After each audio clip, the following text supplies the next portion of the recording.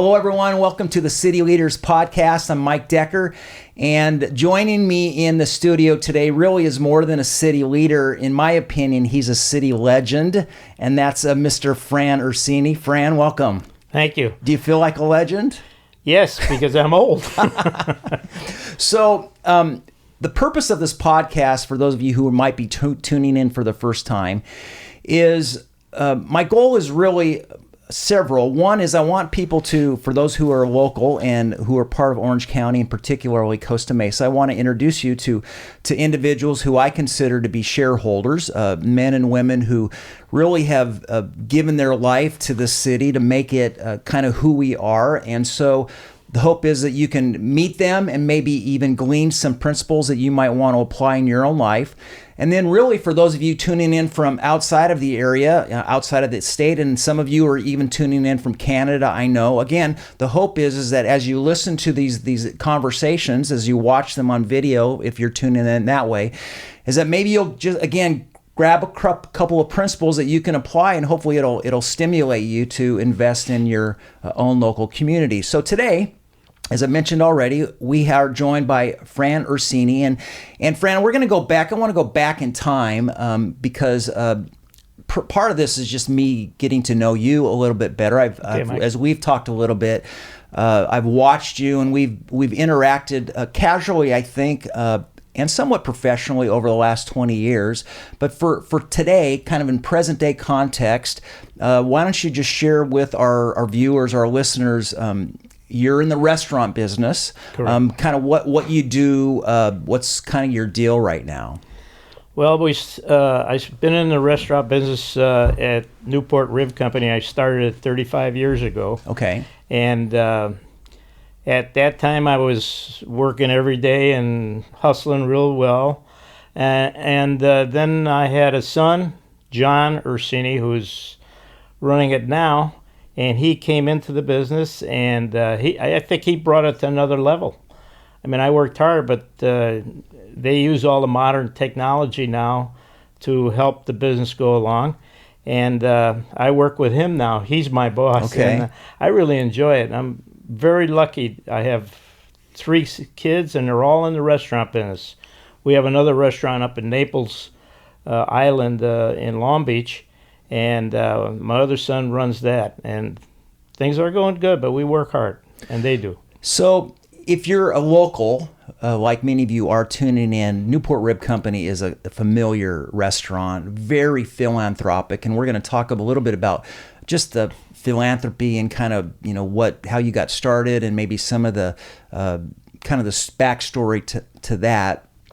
But I want to go back really even further, Fran, and just to kind of, for me to give a context of your story. How did you land in Costa Mesa? Were you born here? Originally, I was born in Chicago. Okay. And I lived in Chicago the first 25 years of my life. Had great parents, immigrants from Italy. Okay. And when I was at the University of Illinois, I had a sister living out here, and my folks left Chicago and moved to California. And at that time, I was with my girlfriend, who is now my wife, and we were both going to the University of Illinois, but we broke up for a couple of years. Okay. And when my folks came out here, I didn't have a house to go to, so I came out here. And I really liked it, and I finished my education at Chapman College. And then I did go back to Chicago, and I reinvented my girlfriend, and about a year later we got married. Okay. So it worked. And that was like, well, we've been married 56 years, so wow. You count it. Congratulations. So at that time, my dad was playing around with a little hamburger stand down at the beach off the Newport Pier on the corner of 22nd and Oceanfront, right on the parking lot. And it became kind of too much for him. And he said, well, why don't you take over the hamburger stand? So I did. And I ran a couple of hamburger stands down there, the corner of 22nd and Oceanfront, and also right now that stand is called, the other stand I ran was called the Pipeline now. Okay. And it's right on the base of the Newport Pier. My daughter worked there. Did you know that? No, I did not. Yeah, one summer she good. worked there, so I'm familiar with Pipeline. Yeah. So, I really worked hard for about 4 months a year. Okay. And then the seasonal September part. it was Yeah. really seasonable Yeah. back in those days, in the 60s I'm talking, and the early 70s. So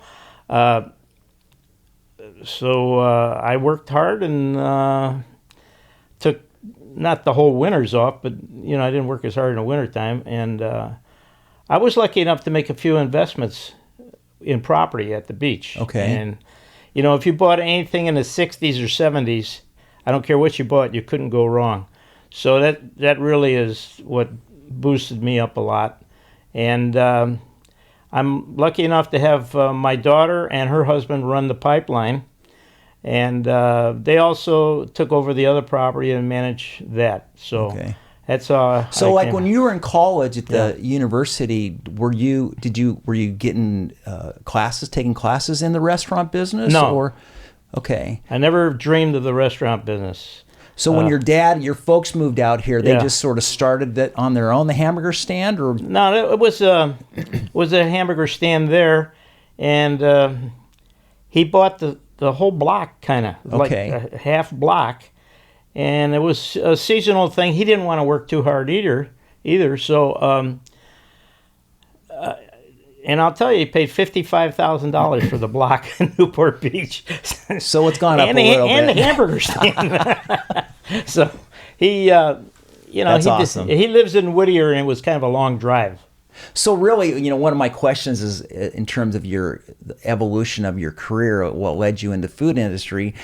It seems like it was just, hey, your dad had a shop and you sort of stepped into it. And did you have like a knack for it right away? I mean, to run a business, as you know, takes incredible stamina and hard work. And I mean, did it just come natural for you? I don't know if it came natural, but I think I've done okay. I'm not a cook. If you see me at in the back cooking, don't eat there. But I think I'm pretty good with people, and that's really a big part of business, with your help and with the customers. And I hired kids from Newport Harbor and Costa Mesa and Corona del Mar and Estancia.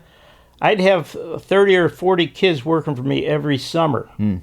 And they'd come back every summer. They would return. In fact, still now, I get kids will stop by Newport Rib and say hello, and they're not kids anymore. They're in their 60s. Wow. So it's really nice, though. I find notes on my desk, and it worked out good. So I was doing the math as you said you moved out here. After you were 25, and you and Karen had been married for 56 years. Yeah. So you're an octogenarian, are you? Yes. And we know age is just a number. No, it isn't. It's real. Yeah, I'm 80 years old.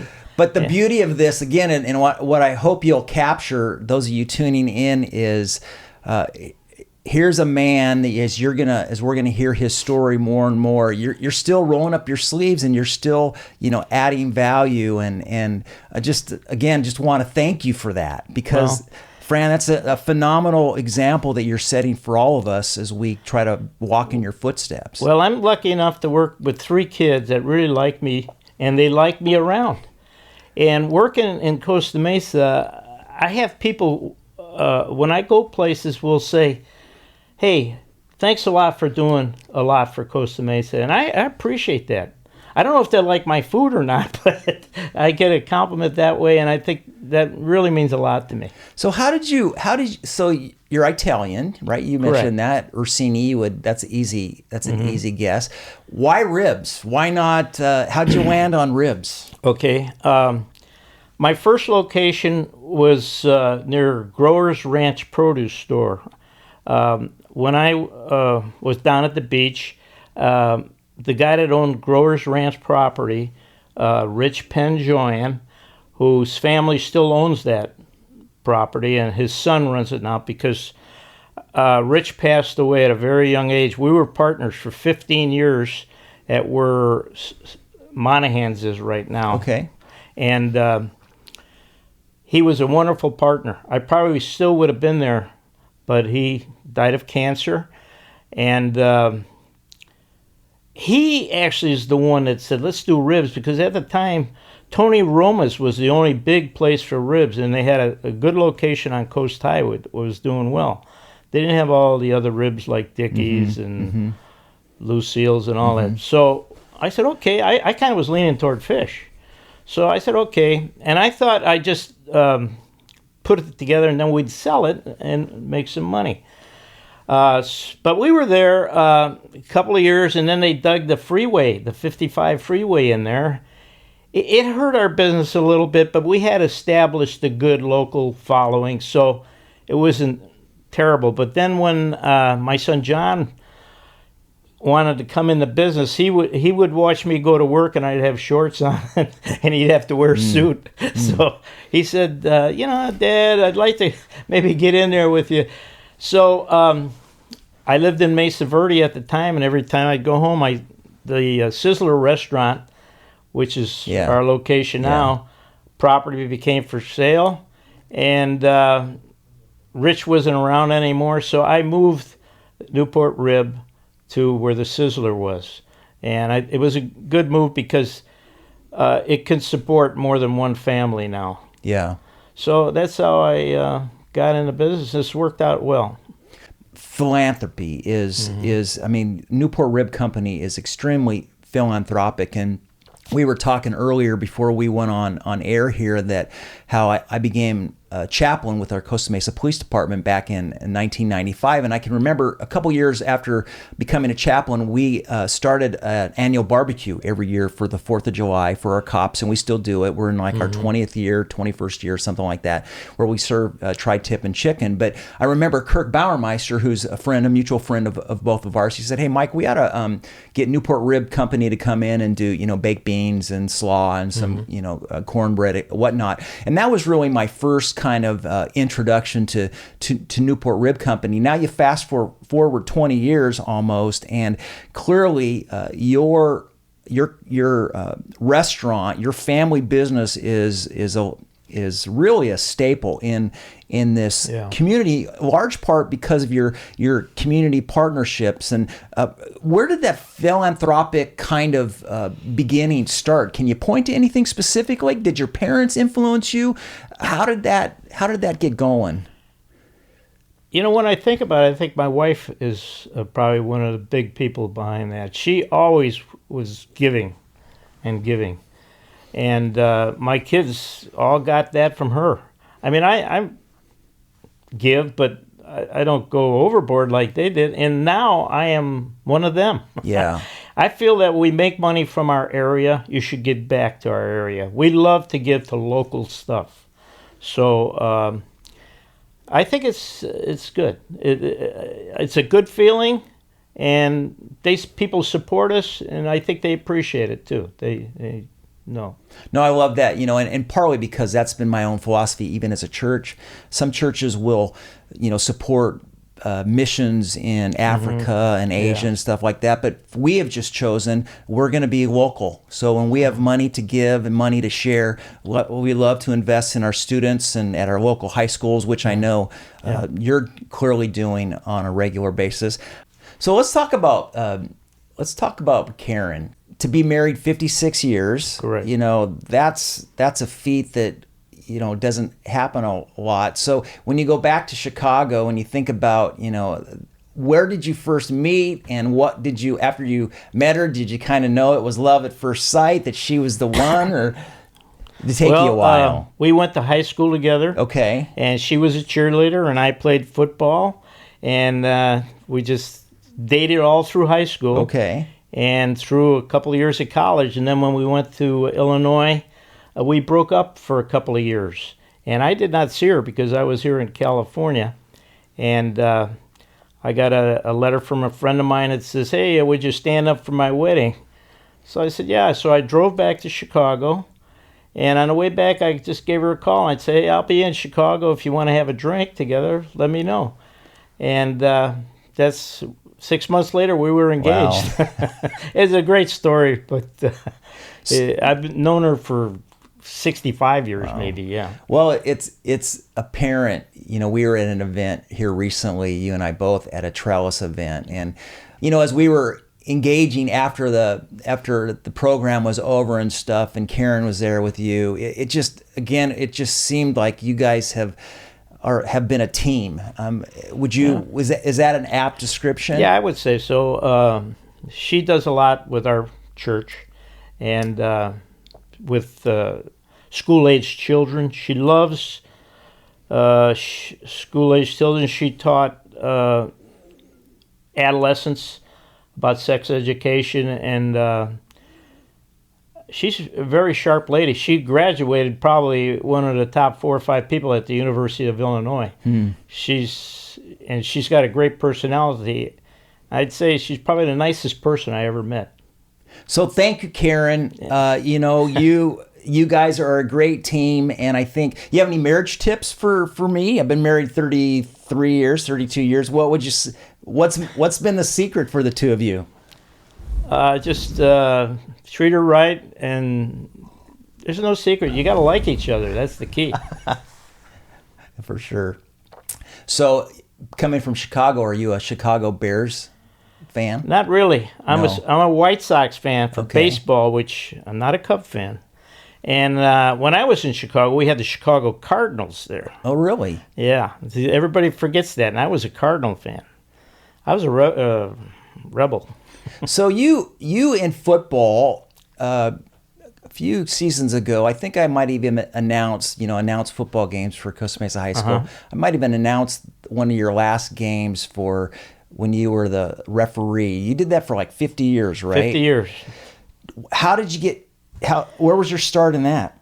Well, remember when I told you that come September 15th, I'd go down to the beach? Well, in the 60s and 70s, there's nobody there. Okay. So I was always interested in football. I played in high school and also in junior college. And, I just went to sign up. And it was a great part of my life. I got a lot of satisfaction out of it. I sure didn't do it for the money. Yeah. But I made a lot of great friends and a lot of wonderful experiences. Met a lot of nice coaches, mostly. And yeah, it was great. When I think about my own civic involvement in Costa Mesa, I can really attribute it to, in part, just announcing football games. You're at the schools, you're meeting school teachers, you're meeting parents, right? You're meeting, and you're just loving on each other. But then over time, 5 years, 10 years, 15 years, 20 years, these friendships that you develop with people, they start to move up the food chain, and now suddenly they're in positions of leadership and influence, and it just happens. And and so I guess I would say, for those of you listening or watching, if you're looking for a simple way to just engage your city and to add value, serve, coach, announce games, referee, which is where you really kind of got your... That's right. Plus, I loved it. I mean, I would get fired up for a big game, and I just loved it. And I would feel bad if we didn't do a good job. There's a rumor out there that when Estancia High School would play Costa Mesa High School for the Battle for the Bell, that every time Mesa would threaten a long run, that you would have your hand on the flag. Well, is there any truth to that? The truth is that I never wanted to take those games. And the guys, normally you shouldn't take a game like that. Especially even at Estancia, I shouldn't have taken. But I will say, one time when Jim Scott Stadium opened, the guy said, "Why don't you take the first game there?" And they assigned me to the game, and Estancia was playing somebody else. And as I walked out on the field, Gordon Bolius, I'm sure you know, was the announcer, and he said, "Oh, there's Fran Ursini, great supporter of Estancia football." And I go, "Oh God, I'm in trouble." In trouble, huh? Yeah, but it worked out okay. To wear the white hat, which is really the crew chief of a squad, to me suggests here's someone who knows the rules, has to be, whether it's by choice or by nature, impartial. I mean, you're the person at the top of the food chain, so to speak, within the crew. Have you always been a natural leader? I mean, is it making the tough call? Is that easy for you, or has that something that you've learned and developed, and maybe even football refereeing has helped you? Yeah, it probably has. The referee position probably is the easiest position to officiate. You don't have that much to look for. The guys on the field are the ones that really officiate the game. Where the referee's position gets tough is when you have to go explain a controversial call. But just the officiating part of it is not hard. I mean, you have a few, like, forward pass, not forward pass, stuff like that. But the guys down the fields are the ones that, and if you got 5 guys that are good down the field, probably you'll be a good referee. Okay, it helps. Yeah. Well, without question, I think if you were to ask people in Costa Mesa to describe you, you're a talker, you're fun-loving, you love to be around, and I would think those characteristics probably are helpful when you're talking to a coach and trying to navigate why someone called it something. Well, the coaches work so hard, and especially the coaches in the public leagues, where they don't make too much money. They probably make $1 an hour for all the time they put in. They deserve to be treated with respect, and you got to give them 100%. Yeah. And as long as you give 100%, everybody's going to make some mistakes. Yeah. But they work. I haven't found a coach I disliked yet. And when you get to see them off the field, they're all great guys, and they deserve everything they get. Yeah, I mean, you're not in it to make mistakes and mess up people's lives, right? You're trying to add value. So let's do maybe just kind of wrap up our conversation. I want to do a word association game, and maybe for a framework, you can kind of think of the family business, your restaurant business and stuff. But I have 5 words that I want you to just kind of, whatever comes to your mind, kind of vamp on them. And, you're a wise man, Fran, and I've just have the highest respect for you. So I just want to kind of give you a chance to unpack some of these terms. So here's the first word. You ready? Family. Family, you just want a word or what I think? What you think. Just talk about Family is the most important thing there is. I still insist that my kids come to all holidays at our house. We have 30 to 40 people at our house on Christmas Eve, Easter. They all come to our house, and that is from my upbringing. When we were kids, my folks would have, and with our aunts and uncles and all the family would come, we'd have 20, 30 people, and we'd eat a lot of pasta. So I still think you got to keep the family together as much as you can. Well, and even when you talk about, your Newport Rib Company, I mean, that's the one value I just keep hearing oozing out of you. You talk about family, right? That's a culture almost. Yeah, that's a good way of putting it. It is, I think. And we treat our help like family. Yeah. I mean, I've lent them money, yeah. And when they need it. Okay. Here's another word, customer service. What does that mean to you? Well, I mean, 98% of the people are great. But a person pays, it costs a lot of money to go out and eat now. It's not like we're running a Taco Bell or something, it's expensive. And I think we are committed to customer service. We go over things with the people on catering jobs, not me so much, but John and Laura. And we get a lot of positive feedback on all the latest U2 stuff or whatever the hell they have now. So yeah, they seem to think that we do fine. So, do you feel like that?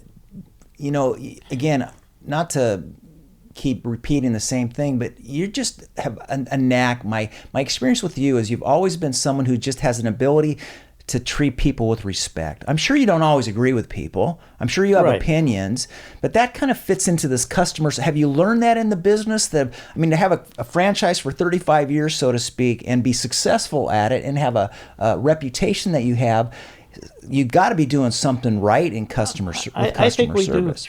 do treat people with respect, and I think when they come into Newport Rib or Naples Rib, that they feel like it's been a good deal for them, and it's a good deal for us. I mean, most people walk out with a pack, goodie bag. Yeah. But yeah, we try to hire. They don't have to be the best waitresses in the world, but if they're up people and know how to deal with people, if you're liked, people will think you're a good waitress or server. Yeah.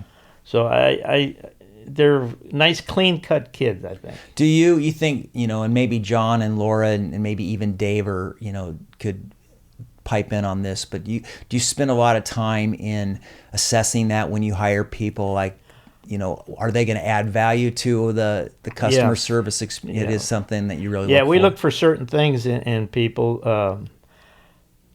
My son John and Laura both interview anybody new. So, and I hear them talk about the people, what they thought their strong points were, and I think they do a good job. I don't do any of that anymore. Okay, good. So here's another, we've sort of already talked about this, but I'll give you a chance to, again, think about it. Ribs. When you hear the word ribs, what do you think of? Well, I think the tastiest meat there is if you put a good sauce on it, and I think that's really what we have. I think we have a really good sauce, but everybody's got different tastes. So, yeah.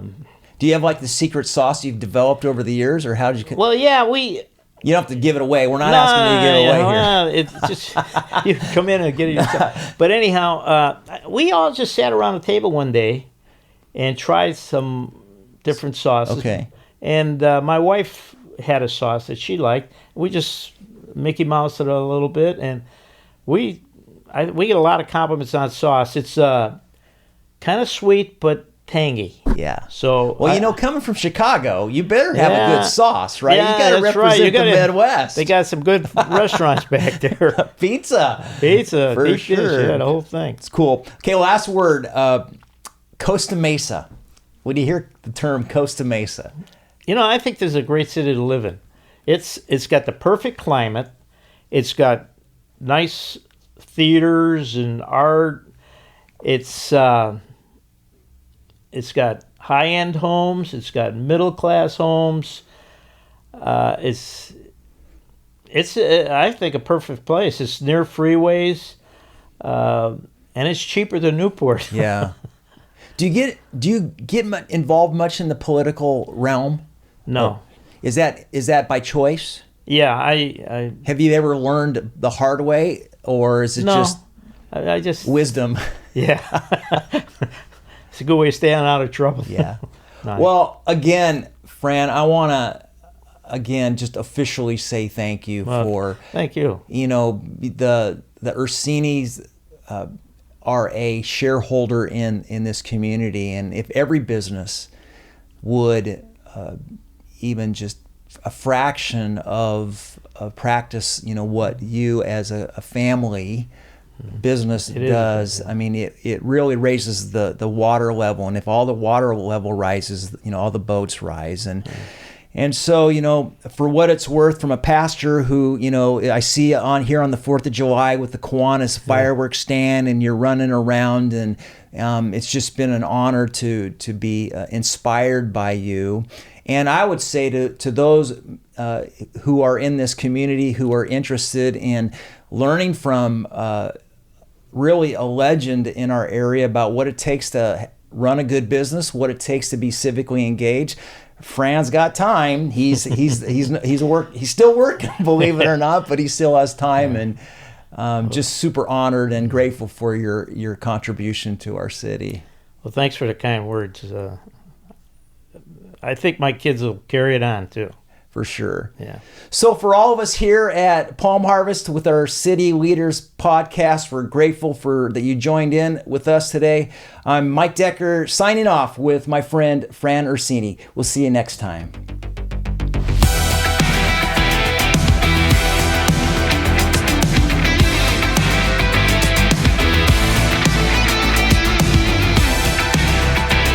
Thank you for tuning in to the Palm Harvest Podcast. Make sure you check us out at palmharvest.com.